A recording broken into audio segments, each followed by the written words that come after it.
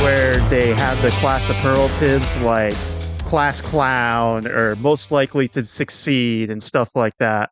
Well, I believe that this series would be voted the weirdest series of the graduating class as we welcome you to episode 9 of the Queen's Connection podcast, a production of Patton Sports Creative. I am your host, Andrew Patton, joined as always, well, at least always for right now, the co-host, Mr. Corne Hogeveen. Corne, hello. How are you after this what I no I said it was weird. You could use strange, whatever word you want to use to describe this 4 game series that the Mets just had with the Cubs.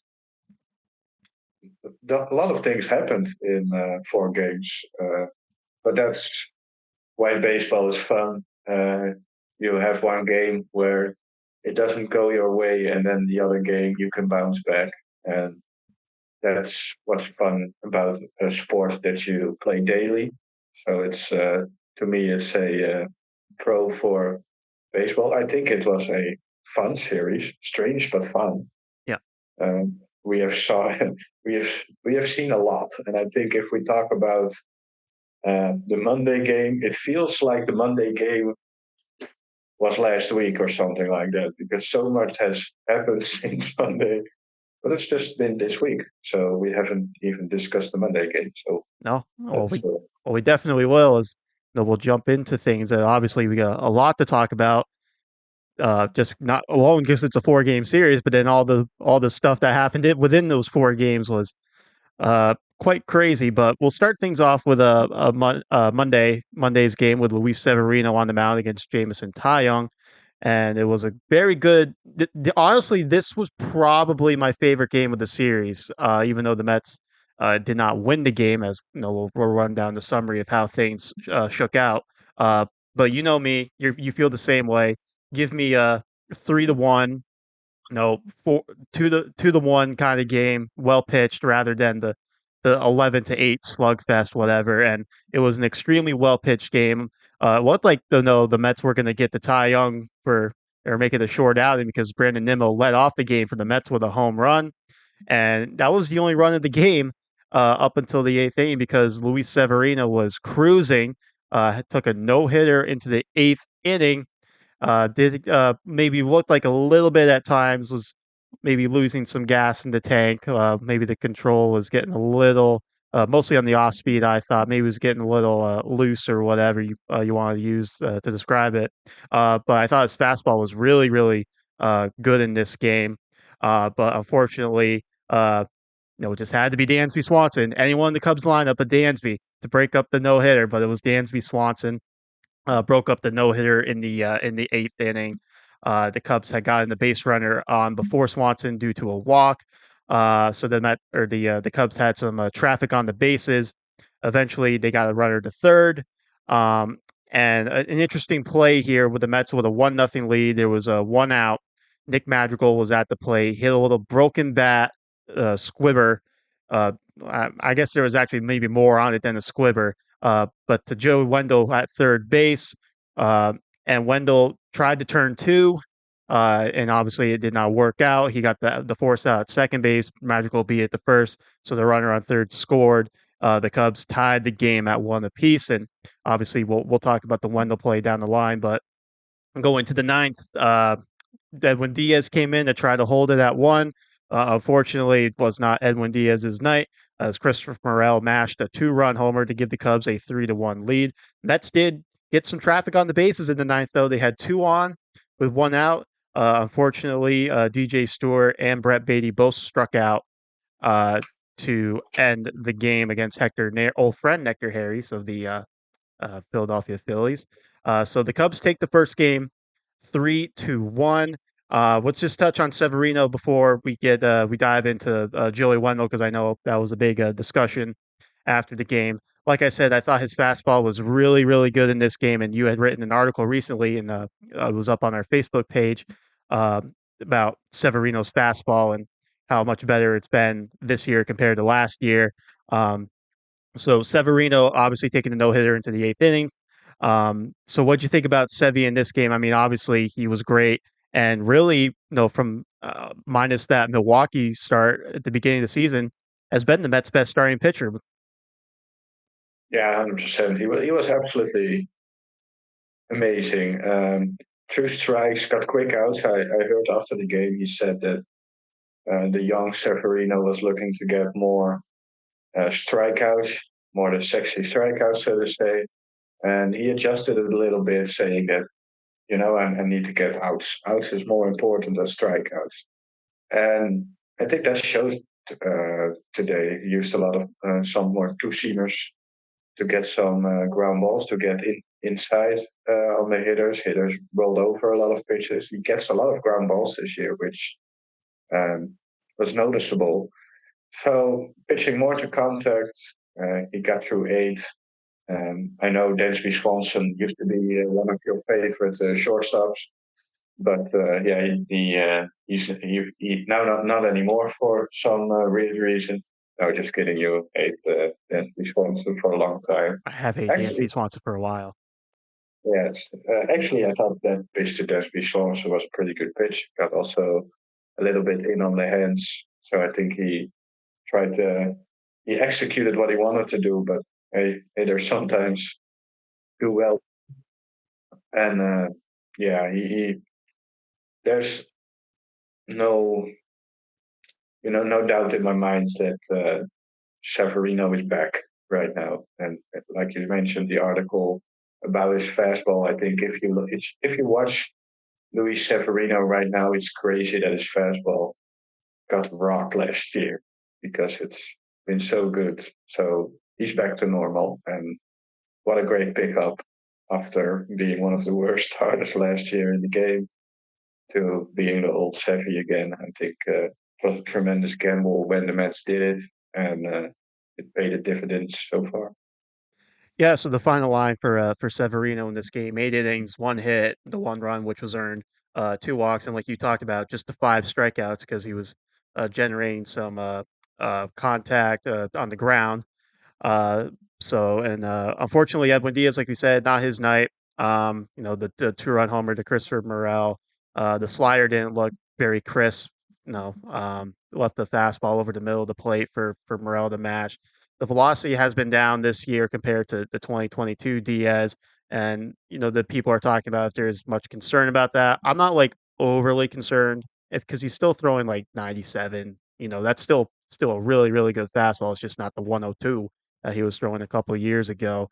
Um, these people, I, I I think it's really unfair. Like I know it was only 2 years ago, but I think it's also a little unfair to measure Diaz's future success or whatever based off that 2022 season because that's just like an unreal closer season. And to take into account that he was due to be a free agent after that year too, so there's always the little extra juice of wanting to get paid because these guys want to make the money.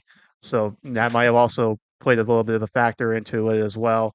Uh, but no, any concerns about Edwin Diaz for you? Like for me, like I said, there's not really any concerns. But there obviously it's New York, so people are going to be talking about it. So what are your thoughts on Edwin Diaz? One, he has had a year off. I think it's very reasonable to think that he's somewhat rusty. Maybe the colder weather, maybe if the weather gets warmer, then he maybe get that 100-mile-an-hour fastball back. But that slider overall, although Monday it wasn't his best game, that slider is still nasty. The fastball and slider still gets their swing and misses.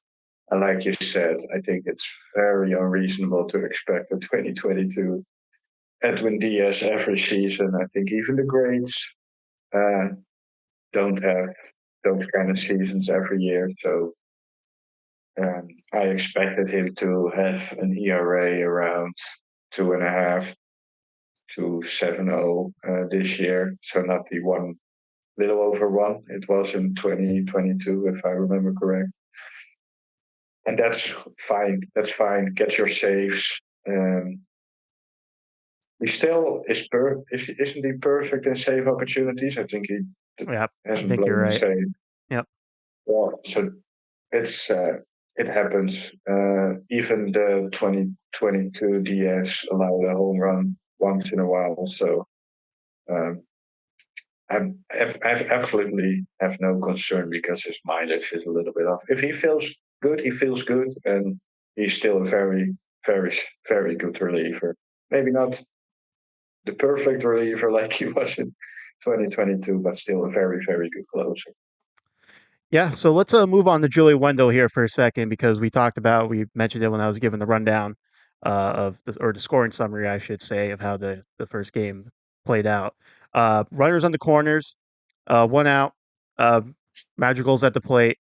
Definitely broke his bat on this pitch from Severino. Hits it to Wendell, who's on the edge of the grass. Maybe he's a little bit in more. I think he's more on the edge of the grass. I'm trying to play it out in my head.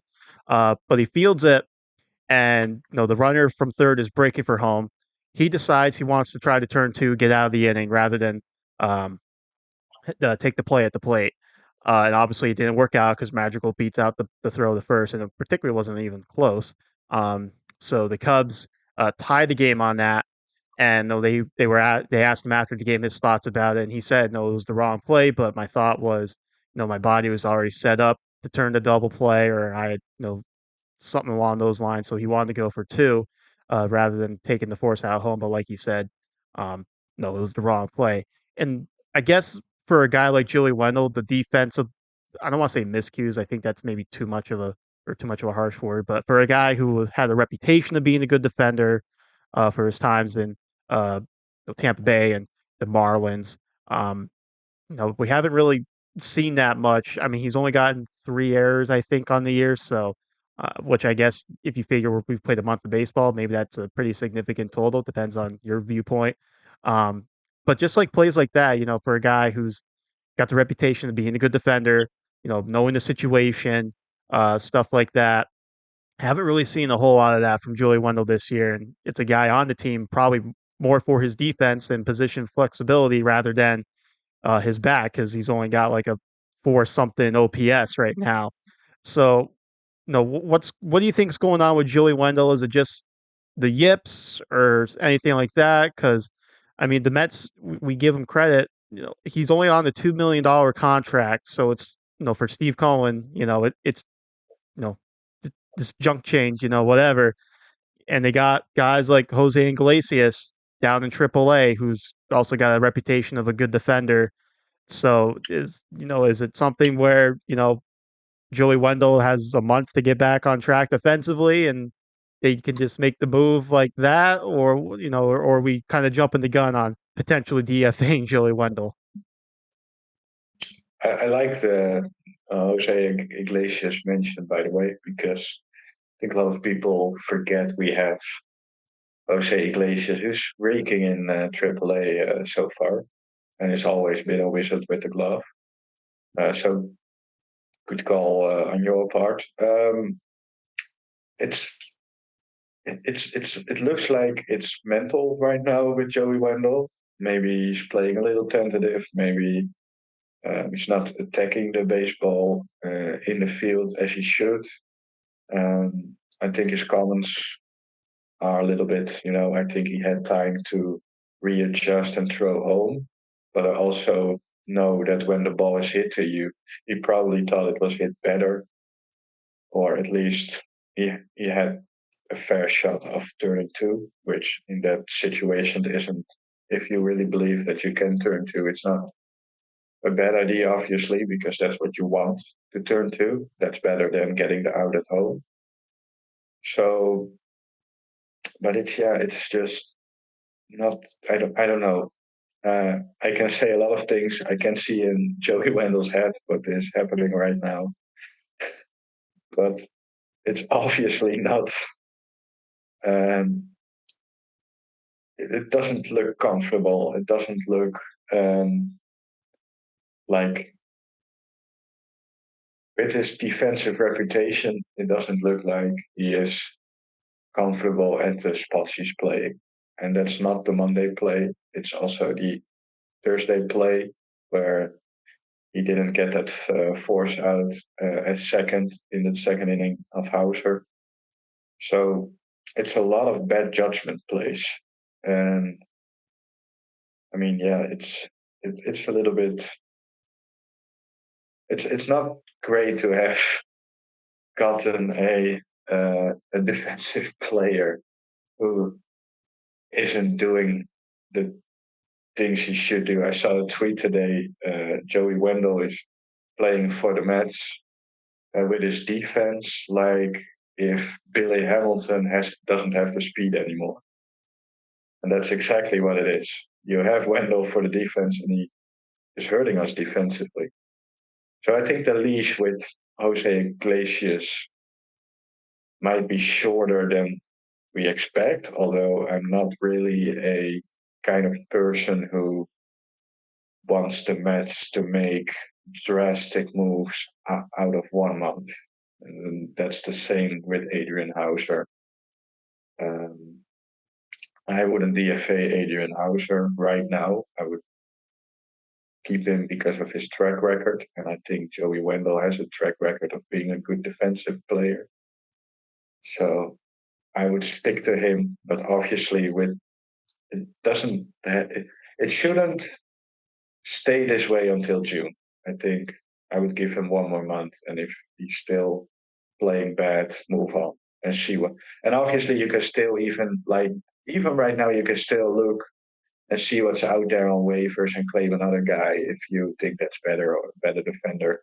Or maybe a guy who's more into your future plans. I think you obviously should do that. But I think every GM is looking around all year. So right now, um, that would be a spot where I would do it. I wouldn't do it necessarily for Jose Iglesias yet until probably end of May, early June. And I think the thing too with Joey Wendell is when it comes to all these the defensive mishaps or whatever, they've been at crucial times in the game, which I think just amplifies it even more. We think about the one against the Tigers in extra innings, the two against the Dodgers, um, where I believe it was the sixth inning or something along those lines. So it's getting late in the game, and the Dodgers were getting some momentum there, so you were really hoping they could shut it down.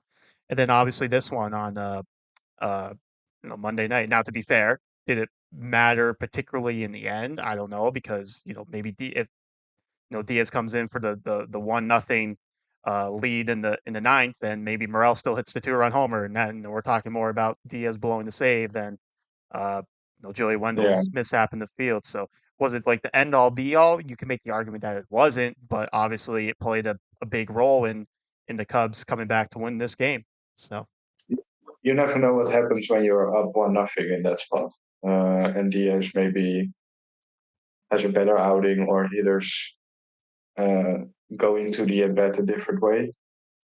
So yeah, you never know if it would turn out differently. So it's still obviously a big play in the eighth inning where uh, we lost the lead. yeah, well, let's move on a better game, at least in our mind. That was the Tuesday game as the Mets beat the Cubs 4-2. Sean Manaea got to start for New York. Pete Alonso got things started off for the Mets with a sac fly, but the Cubs struck back in the second on the Miguel Amaya sac fly. Remember the name Miguel Amaya. We'll be talking about him later in this podcast. So it was 1-1 going to the sixth inning. The Mets get some base runners for DJ Stewart, and he blasts one into the Coca-Cola corner. So the Mets are up 4-1, and Jorge Lopez comes on to get the save. The Cubs do get an RBI ground out thanks to Matt Mervis, but it's a 4-2 victory for the New York Mets. Nice bounce back win after some what might want to call the heartbreak of a Monday night.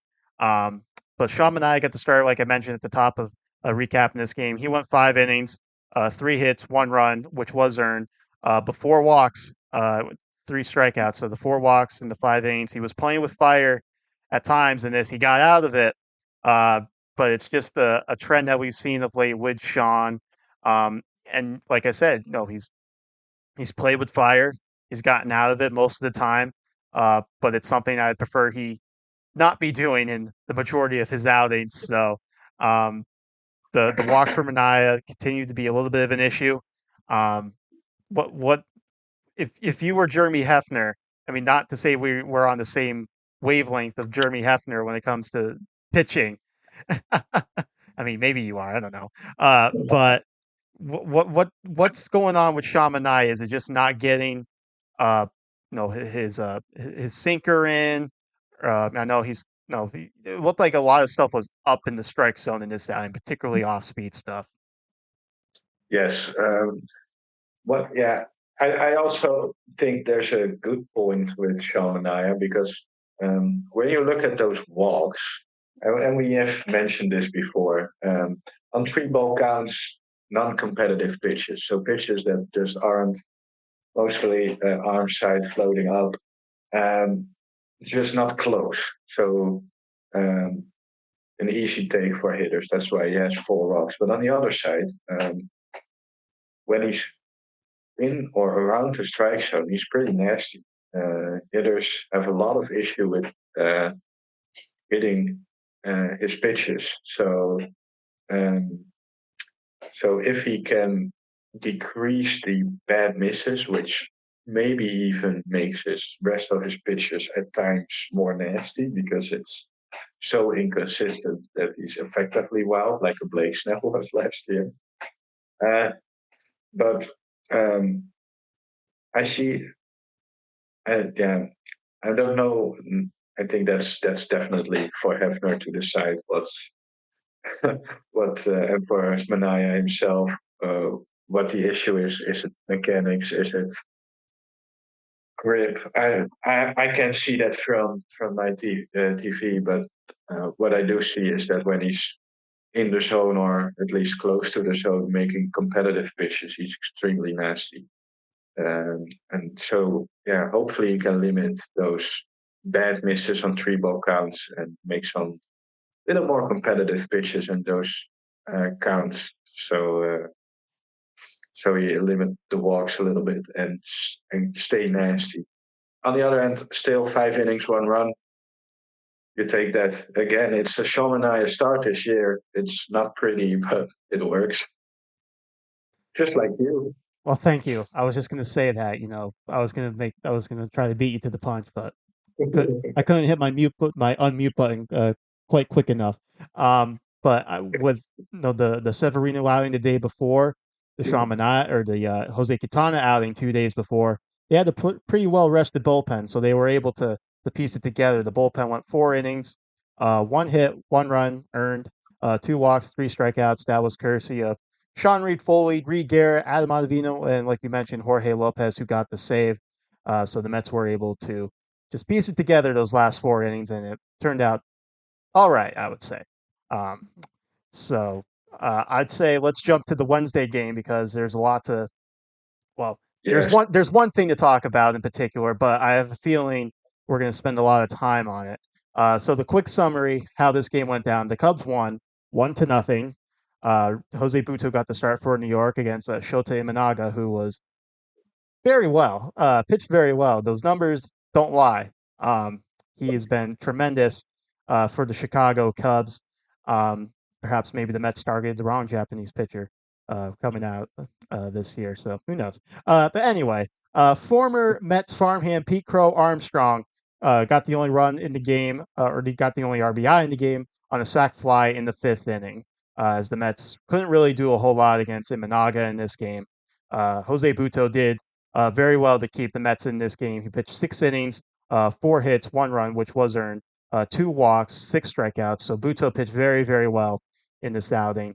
But the main headline of this game, the Mets get 2 on with 1 out, both second and third. Alonso got hit by a pitch, if I remember correctly, and then JD Martinez hit a double off the right center field wall, came close to getting out. Also came pretty close for Pete Crow Armstrong to snag it. But anyway, second and third with 1 out, Jeff McNeil's at the plate. It's a fly ball to left field, Ian Happ. I'd say, if you want to try to judge it, I'm playing in my mind. I'd say like he's about not like he's not deep, but he's not shallow. He's kind of in that no man's land area.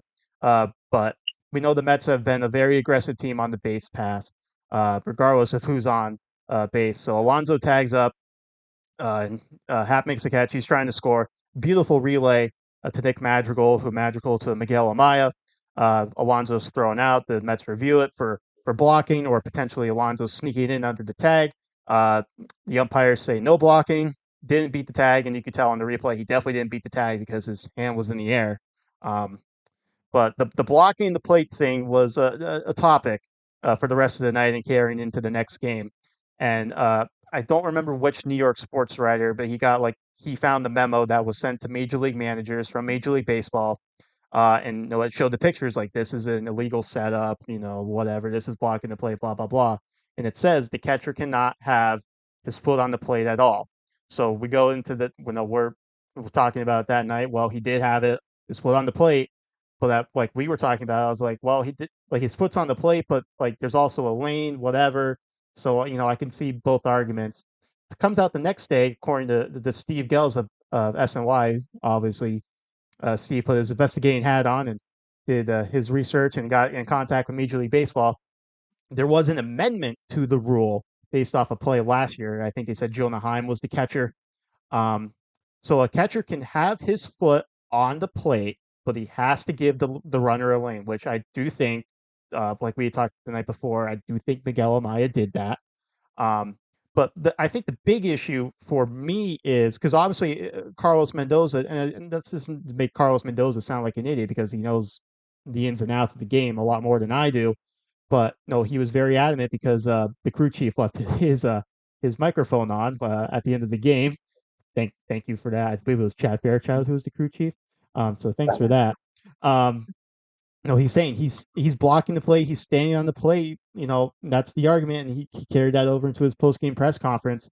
But like Steve Gelb said the next day, Major League Baseball made this amendment to the rule. But I guess based off Mendoza's comments and whatnot, he potentially wasn't aware of the amendment to the rule. So if that's the case, I think that's more. I put that more on Major League Baseball because of the memo they sent out saying, you know, you can't have any body part. Your foot can't be on the plate. You can't be blocking it. All that stuff. But obviously, you can in some regard. Like we had talked the night before in our chat. Like I said, maybe there's a rule where they say you can have it on, but X Y Z has to happen in order for you to have your foot on the plate. And obviously, I think if with the amendment to the rule, my guy or Miguel Amaya did not break the rule. But just the fact that Major League Baseball in the memo they sent out didn't mention that to the managers, then that's a problem in my mind. Yeah, 100% agree. I mean, if you talk to Narvaez after the game, he spoke, and Mendoza spoke after the game, and I saw the memo, and it's clearly saying he can't stand on the plate.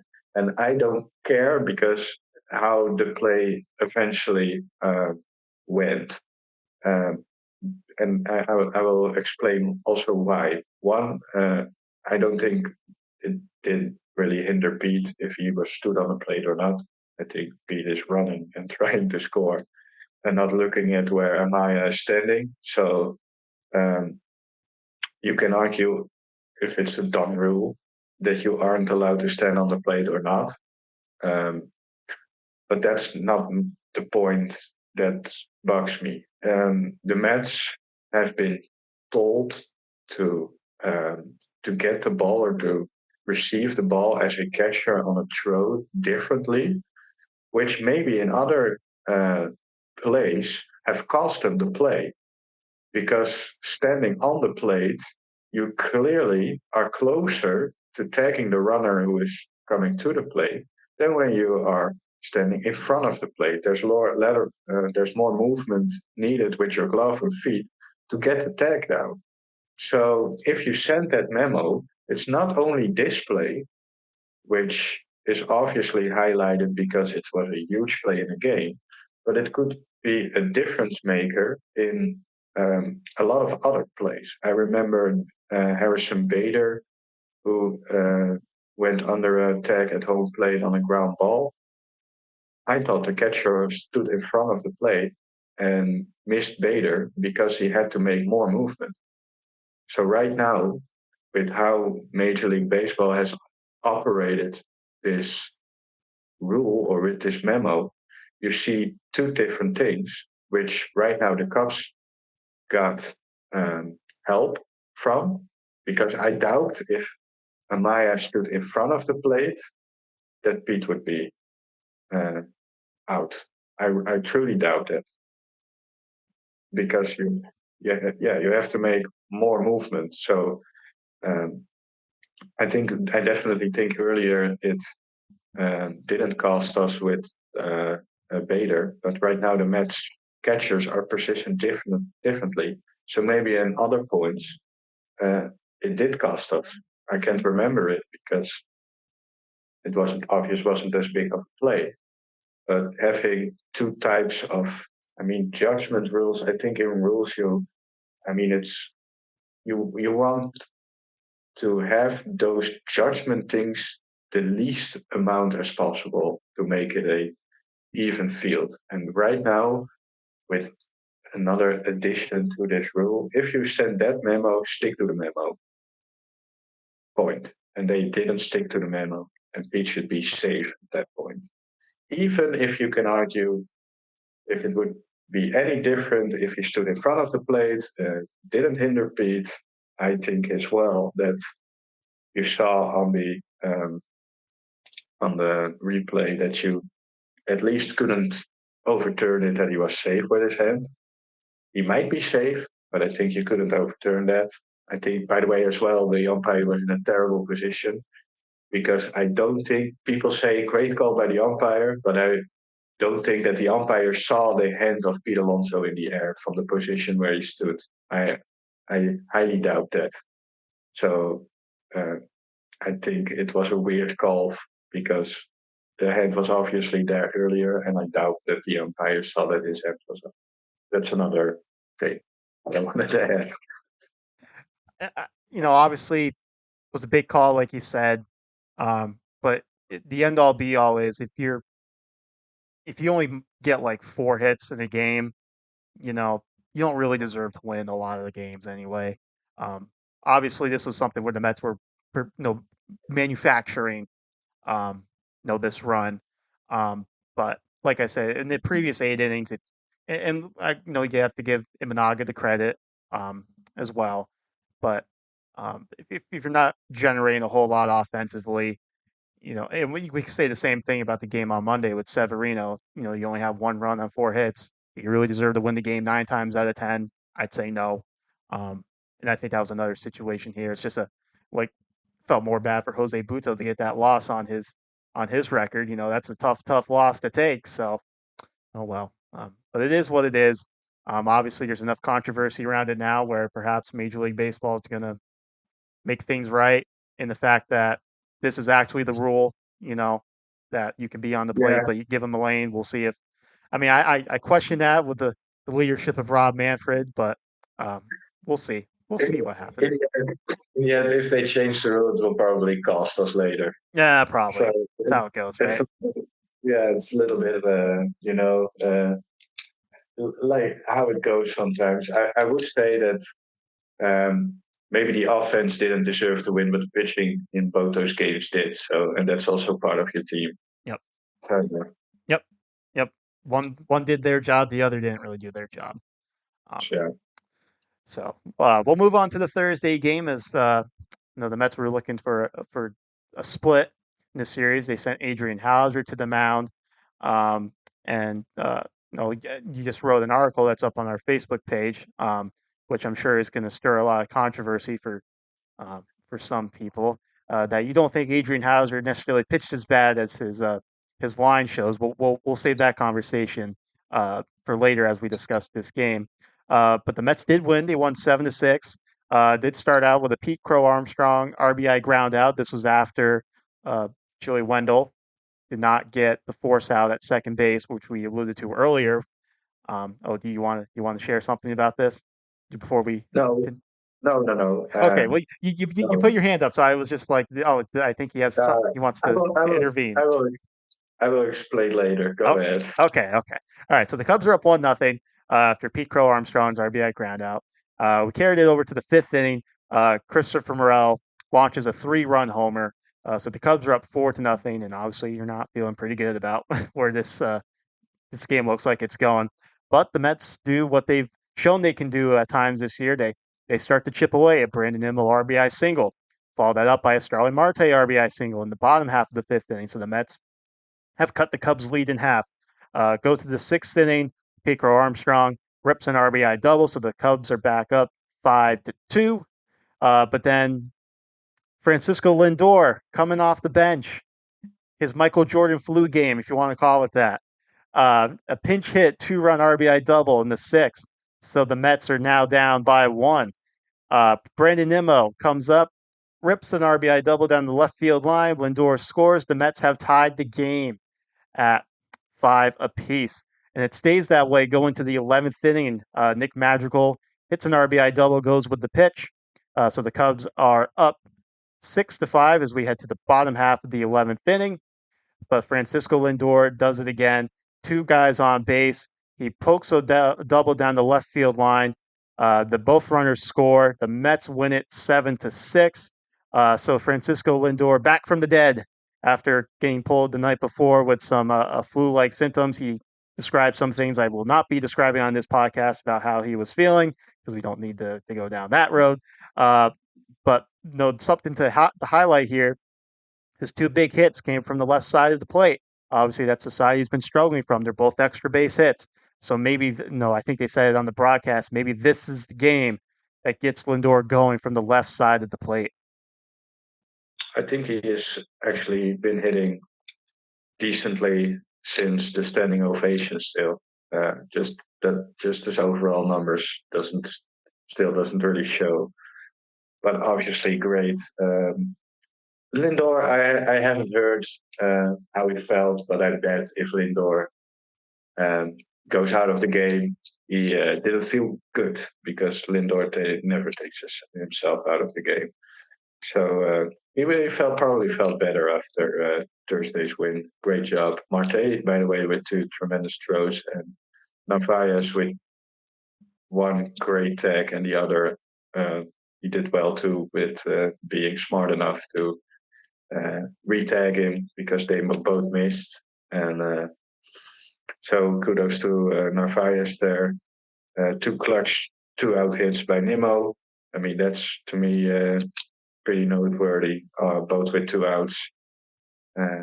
Huge day for the Mets offense, huge day for some clutch hits, and another good day by the Mets bullpen.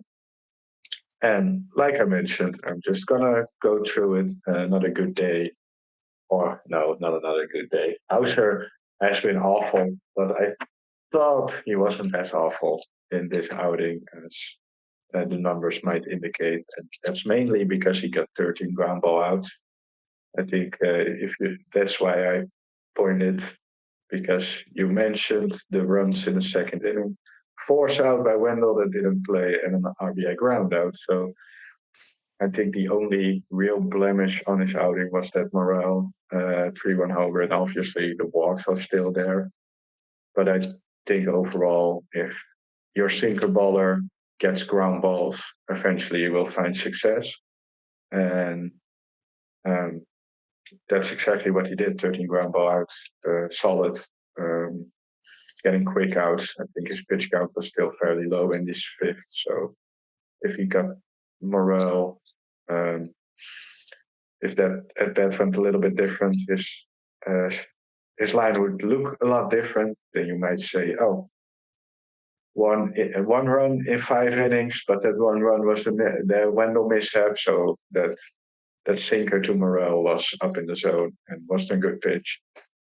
But overall, I think he looked a lot better. If you want a more in-depth look, read the article. But that's where I go to in this episode, because we've probably been talking for a long time with all these 4 games. Well, according to my laptop here, we're about 39 and a half minutes into this thing. So I feel like we're not bad for 4 games. No, Averaging about almost 10 minutes per game. But you mentioned the bullpen, 6 innings, 5 hits, 2 runs. Only 1 was earned because the Phantom, Ghost Runner, whatever, did score. 3 walks, but 1 of those was intentional. 6 strikeouts. That's all from Nunez, Diekman, Garrett, Diaz, who pitched 2 innings, and Danny Young, who made his Mets debut, got the win in this game. I didn't know he was a sidearm. We didn't really see a whole lot of him. Um, Yeah, I remember it from training or from clips I looked, one of the two. Mostly if the Mets get a new picture and trying to look in it from where he was. So I didn't watch him, I knew that. But Daniel Nunez he allowed a run, I know, but that was because of that fly ball that McNeil and Marte didn't communicate on, or it yeah, I think fell. Marte lost it, and Yeah, that wasn't on Daniel Nunez, but I love his stuff. I think we found a true bullpen arm with Daniel Nunez. yeah, and obviously Diekman with another good outing. That's gonna they're gonna rely a lot on Jake Diekman now. Before we'll talk about some news and headlines after you do your minor league segment. I usually like to contribute to this, but I saw you were all over Twitter or X, whatever you want to call it, yesterday, and I saw you had a lot of good notes. So I said, "Hey, you you take the segment. I'll just sit back and relax, and you can go ahead because there were some obviously noteworthy performances uh, this week so far down in the farm for the Mets." I have a lot. I will try to. It's almost 1.5 pages on minor league stuff this week because, like you mentioned, a lot happened. One thing, by the way, about the series I want to mention is that we uh, we saw two heartbreaking losses, and I think the Mets did a tremendous job to bounce back Oh, twice. can I chime in 1 second about Yes. the overall homestand? The Mets went 3-4 in this 7 game homestand. Yeah, Uh, all right. so the 3 games they did win in this homestand, they're wearing the sweet looking traditional pinstripes, and the Mets are 0-3 in the City Connects. So I'm just gonna put that out there. All right, go ahead. Minor league segment's all yours. Yeah, yeah. You quickly going to the minor league segments because superstitious Andrew is knocking on the door and smartly just saying, "Go ahead with the minor leagues. So I can't respond." So go ahead. Um, so starting with St. Lucie. St. Lucie, we don't see Jonah Tong there anymore. I will mention him later because he's been brought up to Brooklyn, but the arms keep on coming for the St. Lucie Mets. This week we saw a good outing from Mets fourth round pick from 2023, Wyatt Udapol, I guess, is pronouncing his name. That's tough by minor leagues, by the way, pronouncing names. You're Five gonna scoreless you're innings. pissing off his family. You can't pronounce his name right. Oh, sorry, the family of Wyatt Udapol. You don't know if I pronounced it right or not. Maybe I No, did I just want to pronounce make you it. feel bad. That's an assumption you can make. I, I I do assume a lot of stuff, and I guess nowadays I could get you into trouble. But oh well. Definitely. Five That's a scoreless subject for a innings. different podcast. We can start another one talking about the 2024 life as a white. No, not going there. Not going there. Okay, well, let's get back on track here. Five scoreless innings, allowing 4 hits, 2 walks, struck out 8, 17 and 2/3 inning, 25 strikeouts in his first pro season. Another arm that pitched well yesterday, 18-year-old Franklin Gomez threw 5 scoreless innings, allowed just 1 hit and 1 walk with 5 strikeouts, lowered his ERA to 2.61 with 15 strikeouts in 10 and a third innings. I mean, 18 years old in St. Lucie, putting up some good numbers and definitely an international free agent guy to keep an eye on. I wrote a comment on my tweet that the Mets signed him for 10K, so that could be a steal. Jose Buto was signed for a very low amount, and also a guy I will mention for Binghamton who was signed for a very low amount. Maybe the Mets are finding some gems together with the pitching lab, so that's good. Nick Morabito, 2022 second rounder, OPS up to 1072 in St. Lucie, so hopefully he gets to move up soon because that's crazy. Last year's 8th rounder out of High school Boston Barrow made his season debut this series. 19-year-old, 2 for 5 with 4 runs batted in and 2 stolen bases. I think that's a pretty decent series. Aston Trozier did it again for the 4 and 2/3 scoreless innings with 9 strikeouts. ERA down to 1.96 with 28 strikeouts over 18 and a third innings. Colin Houck, who has been struggling a lot in St. Lucie, with a good series, 6 for 12, so much needed. Good series for the Mets' first round pick last year. So loads of good things happening in St. Lucie again. And we, obviously the big guys, Acuna, Gilbert, Christian Scott, who we'll talk about later. Some big news with him. No, obviously, no, they get the headlines and it's well deserved. They're high end guys, but these, particularly the St. Lucie Mets, it seems like there's a lot of good talent developing down there, and I think a lot more people should be keeping an eye on that. Um, you know, especially because a lot of these guys, they're young and they're exciting, and to watch them develop is pretty. Like I said, it's pretty exciting. I think this year we also see so many, last year's fourth, eighth, whatever, the middle round picks. In recent years, I think we saw a lot of guys who, you know, maybe were the college guys because we needed the slot money for the middle, and then they gave some college guys less and go ahead, you can make your pro debut. But actually, we not necessarily heard a lot from them. But this year in St. Lucie, all those guys have had some level of success from higher round picks to especially the pitching side. Um, it's been absolutely tremendous. So it's great to see. Shall I move on to Brooklyn? Why don't you move on up to Brooklyn? Oh, you have a very easy podcast right now. We should call it Hall of Fame Sports Creative. Right, and then I could just do we'll just change the name, and then I'll do all the production work like I usually do, and you can get all the. All right, Well, all right. to be Yeah, fair, when I do a lot of the clips, no, I you, introduce the you, topic, but then like yeah, it's yeah. mostly your analysis, so it's like it makes you look a lot You, smarter than me. So that's true. You do the hard work behind the scenes. That's very very true. So and those things look great, Andrew. So you do a great job. at least one person thinks so. Well, Brooklyn, Douglas Orellana, great name by the way, was tremendous for the Cyclones this week. Another strong outing on Tuesday, 4 and 1/3 scoreless innings, lowered his ERA to 1.02 over 17 and 2/3 inning, collecting 21 strikeouts. 22-year-old from Venezuela showed some K numbers in his minor league career, but still a relatively high WHIP.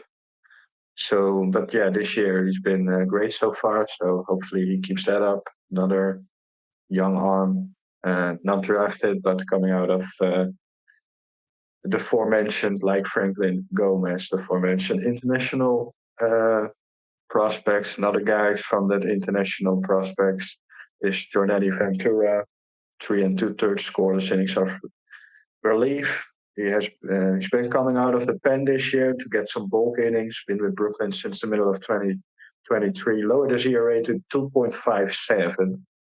And yes, improved his control a bit. So I don't know if you know Jordani Ventura, but I think for him it's time to move up to Double A and see if the stuff and the control, the improved control, works there. Justin Lawson had another outing not allowing an earned run, 2 and 2/3 inning, allowing just one hit and an unearned run with 2 strikeouts, 11 and a third innings with a 0.00 ERA and 13 strikeouts, and his WHIP is at 0.35. So that's crazy good. I don't know if your mic was on, but that was a great reaction. No, my mic was not on. I said, "Holy, you know what?" Yes, that was a true. Oh, you should have had your mic on. All right. Jonathan made his Cyclones debut. Aforementioned Jonathan still hasn't allowed an earned run. He did allow an unearned run in his debut. 2 hits, 3 walks, struck out 7. He's been crazy good. Dakota Hudson, Dakota Hawkins. Sorry, mixing up the names. Sorry, Hawkins family and 4 scoreless innings, allowing 1 hit. No walks with 4 strikeouts. His ERA reliever is down to 1.72. And the last year's ninth rounder, Nick LaRusso, with a good season so far. His OPS is up to 929. So also in Brooklyn, a lot of pretty good outings, pretty good things happening there. Maybe besides Jonathan right now, a little bit more under the radar arms, some bullpen arms who've been good. But I think even in Brooklyn, you see some interesting players. Yeah, and obviously Brooklyn, they have if you want to call it the headline prospect in Ryan Clifford. Uh, but I don't know if you want to say it's a good thing or a bad thing, but no, he's maybe not necessarily getting all the attention right now, which I would attribute to. I'm going to look at it a glass half full kind of thing, as the Mets just have a lot of good players developing down there. Obviously, Noel McLean it might be the more headlining guy right now, just because of his two-way ability. But we've talked about how well Jonah Tong had pitched for St. Lucie, and now he's gained his chance, at a higher level. And obviously, some guys last year who were drafted. I think you said Nick LaRusso. He's got a OPS over 900 right now. Something obviously numbers like that. Catch your, they catch your eye. So, like we talked about how St. Lucie, it's got some really good prospects going on that are developing. The same thing can be said for the Brooklyn Cyclones, no doubt about it. Funny thing that when you look at the Brooklyn Cyclones list I just mentioned, a couple of international free agents, we have an undrafted free agent, and we have drafted guys. So they're coming out of almost every possible way right now. Maybe not from independent league. I didn't mention an independent league guy, but I rather mentioned guys like this because they're probably a little bit younger. So I think that's pretty noticeable that we get good things out of different ways that the Mets got some guys, and all probably younger than the average in the leagues. At least mostly they are younger than the average in those leagues. So that's good to see. Moving on to Brooklyn, Or Binghamton, wherever you want to go. Binghamton, Brooklyn. I just have Brooklyn. Any opportunity to The make Mets, fun of you, I take it. yes, it's tough to read so much, Andrew. You I have know it on. I have to chime in to let you catch your breath. You got so much information going on, so I have a ton this week, so moving on because we are probably close to 50 minutes right now. The Mets signed Andre Scrub to a minor league deal this offseason, and this isn't a man that we have to keep an eye on for the future. 29-year-old um, has been in the majors. 3 scoreless innings on Wednesday, lowered his ERA to 2.25. It's more of a just giving credit where credit is due. One thing that was noticeable to me, I saw his career numbers. He has a 2.47 minor league ERA and a 3.32 major league ERA, which to me is a little bit surprising that he's pitching in Binghamton then, because those numbers overall are pretty good. Sometimes, you know, um, you see maybe the wrong place, the wrong time, probably. Uh, Organizations don't see value or that much value in a 29-year-old guy. But it was funny to see that he still had some success. And I mean, it's worth noting a guy who is 29 years old and now in Double A, still trying to get his shot somewhere. And but the main story for Binghamton, sorry, was Yoander Suarez, who got some more Binghamton magic. 6 1/3, perfect frames with 7 strikeouts. ERA down to 2.60, and that was the guy who was also signed pretty cheap, and he's been tremendous since. his mid-season promotion to Binghamton last year.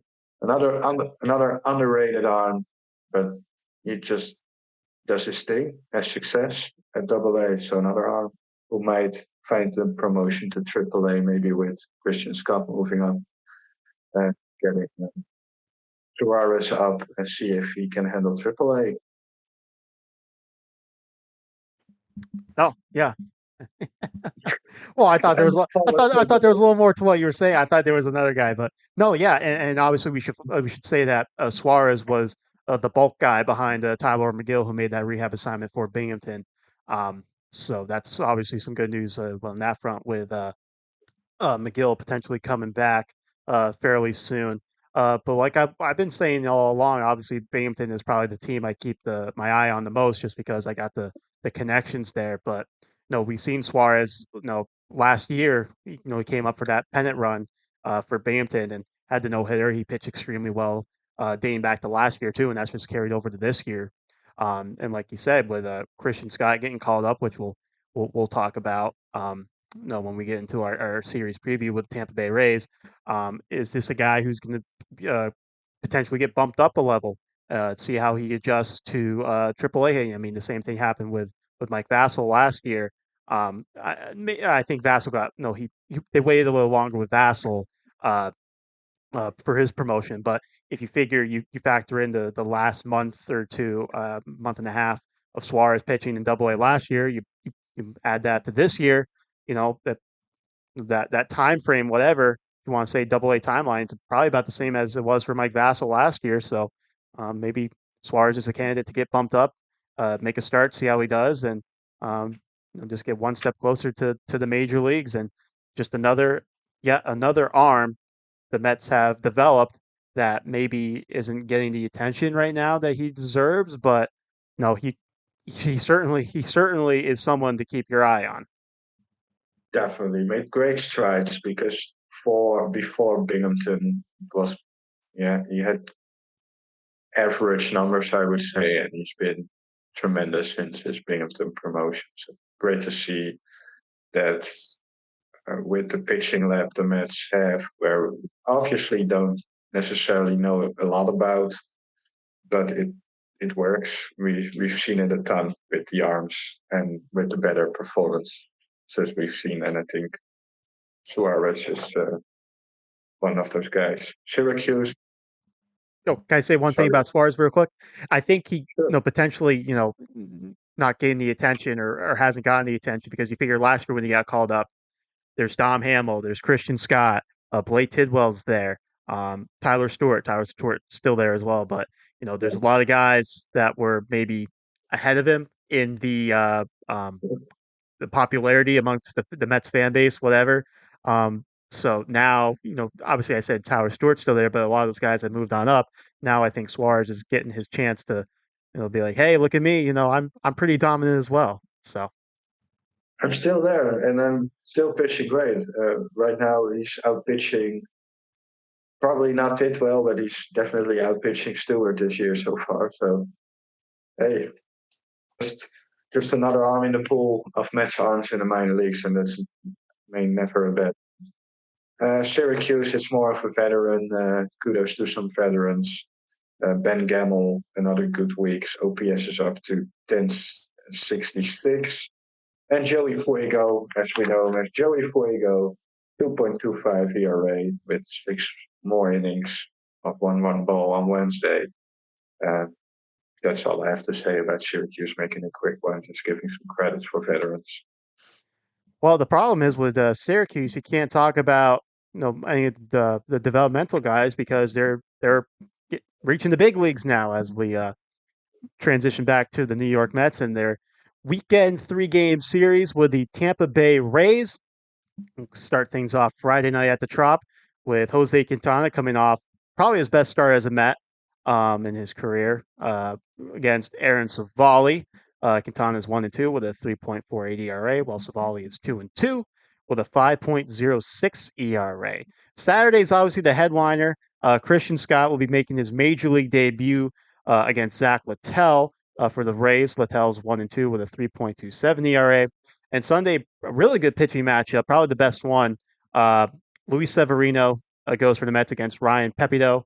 I believe I said that correctly. If I didn't, oh well. Severino is 2-2 with a 2.31 ERA. Pepiot a 3-2 record, a 3.12 ERA. So obviously Christian Scott's the headliner, no question about it. It seems like the Mets are going to go with a 6-man rotation for a certain period of time. Just your quick thoughts on a 6-man rotation and what you expect from Christian Scott Saturday night at Tropicana Field. I hope Christian Scott does his thing and throws strikes with all of his pitches. I know it's a major league debut, so he's probably a little bit maybe have some jitterish. That's how you say it, right? Oh, right. Kudos to me. So I hope he does his thing, but just see what I see in the minors that he has a nice ride on his fastball, but mainly he throws all of his pitches for strikes when he needs to. That's for a young guy. It's very impressive. He just got good stuff and good control, and that's a pretty darn good combination to have. So if he's able to do that in his first major league start, I won't be too harsh on him if he doesn't, because obviously it's his first major league start. It maybe helps that he's pitching in Tropicana Field where nobody's in the stands anyway. So It's also a good point. You know, there'll be a lot of Met fans there. I know that. yeah, Tropicana Field, sneaky, tough place for the Mets to play of late. Go back to 2015. They won one game there. They were 1-2, and then the last time they were there was 2021, and they got swept by the Rays. So no, they haven't had a lot of really, success there of late. Rays are a tremendous team, and this year they struggled a bit so far, if I'm correct. Yes, I So, believe Gelb's report on the broadcast yesterday said they're basically pitching well but not hitting well. So well, that if that stays, I would be fine with it. I think that's. I would like some pitching games, although we can hate the offense, but um, Savali is struggling, but the other two guys are pretty darn good. yeah. Pepio on my fantasy team, by the way. No. Well, Well, Luis another. Severino's on my fantasy team, so you know. Hey, I went with the young and promising guy. You went with the older guy who has done it already, a bounce back guy. Went with the And I bounce back went guy. with, That's right. And it's worked out. and I, Well, it's worked out for both of us, I would say. yeah, that was great pickup. I said that when you picked him. I said that's great pickup. Good job by He was you. like my second to last pick of the draft or something like that. So you know, Yes. kudos to me. Maybe I could run a front office. Who knows? I don't know. Probably not, but whatever. Uh, so obviously, before we get your series prediction, uh, uh, some news with I was Brooks. correct. Oh, you were right. They split the series with the Cubs. Whatever, good for you. Um, but 3 out of 4, Andrew. 3 out of 4, I was correct. I don't want to give you too much credit. We don't need to pump your tires up too much. Um, it sounds like Brooks Raley is going to be out for an extended period of time. I saw potentially. Is this news to you? It was to me. I missed I that. just saw it this morning. Oh, really? Yeah, Darn it. what sounded like a short IL stint was turned into something more long term. I heard potentially the whole season. Oh, wow. Um, That so if the information I saw from MLBTradeRumors.com. So I've totally missed that. unbelievable. It's totally unprepared. Well, Well, yeah. so if You that's mentioned totally unprepared after I talked like 50 minutes about my.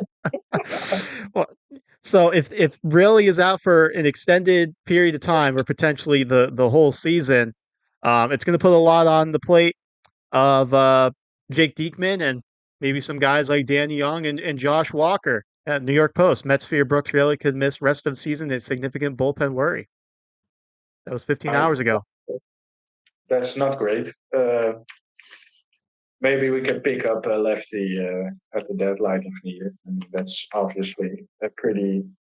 Bullpen arms are pretty cheap to get, so maybe we could find someone there. But obviously, it's not great news. But Diekman has been tremendous lately. I think, especially after the first couple of outings, he's been really good. And I have some trust in guys like Josh Walker too. Maybe give him his shot to be. Sucks that Nathan Lavender, by the way, also had Tommy Tommy John John. Yep. surgery. Yep. That would probably have been a candidate. So, Yes, that, not great. well, makes the Diekman signing even better. Obviously, you don't know at the time, but they have the two lefties in the bullpen. When one goes down, you still got one in there, so it works out for the Mets in that regard. So on some unfortunate news with Brooks Raley, but let's go back to the Ray series real quick. You're hooting and hollering at how smart you are. You got your 750 win percentage, going 3-1 in your predictions. So what do you think for this series at Tropicana Field, Nostradamus? We win 2 out of 3. Okay, I can see that. You gonna put a name to the claim on which games, or you just want to leave it at 2 or 3? I think we win game 1, and yeah, I'm going for the young guy. Give you the loss on your fantasy team with I was Severino, gonna and say, I'm what a going with shocker! You're gonna pick the game they lose is the one where I have Luis Severino pitching, obviously for my fantasy team, and you got the guy Pepito for you pitching for your fantasy team. What a Hey, scumbag! if we talk Monday, I'm right. This is it's gonna be extra sweet. Yeah, well, I could be in a pissy mood on Monday, depending on how things in other sports go. But oh well. All right. We didn't talk about that. No, we're not Amateur going to talk about hockey. outfield. We're not talking about hockey right now. No, no, no, no, no, no. We're not going to do that. We're not going to do that. I kept it together for this one, and so I'm happy with my performance for today. Let's leave it there. Let's not make it worse. So, all right. So that's going to do it for this episode. This is the Queens Connection podcast, a production of Patent Sports Creative or Hogavine Sports Creative, whatever. But so, Corne, thanks, sir, as always. Enjoy the series against the Rays. I'm sure you will. Definitely. Let's go, Mets. All right, everyone. We'll talk to you on Monday. Thanks. Enjoy the weekend.